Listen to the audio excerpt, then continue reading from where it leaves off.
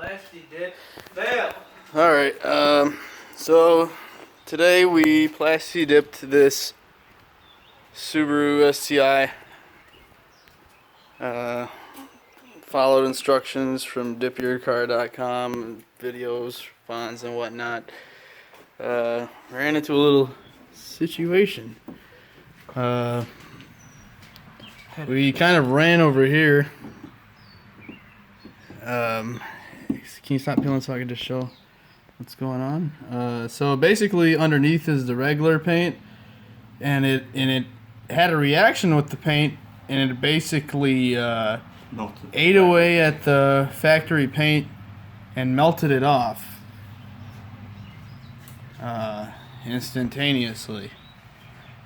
And also, along with that, the headlights, which we thought we could probably just buff out. Now we tried buffing them out, but still resulted in this. So we masked right here. If you look closely, we actually masked. Yeah, you can see now that I focus. So right here, we actually masked. You can see where we masked, nothing really happened. Where we didn't mask and we sprayed over this, it's not even a film. It actually had like a chemical reaction with the plastic and somehow started cracking. I really don't know.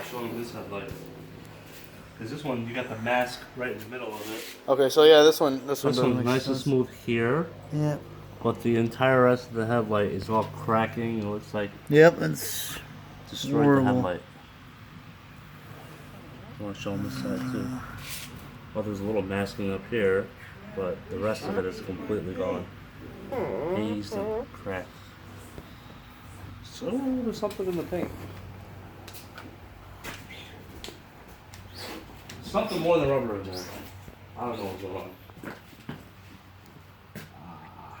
You want to give them a better shot on this. So this car was the gunmetal grade first. So this is the original paint right here. Barely. Right here.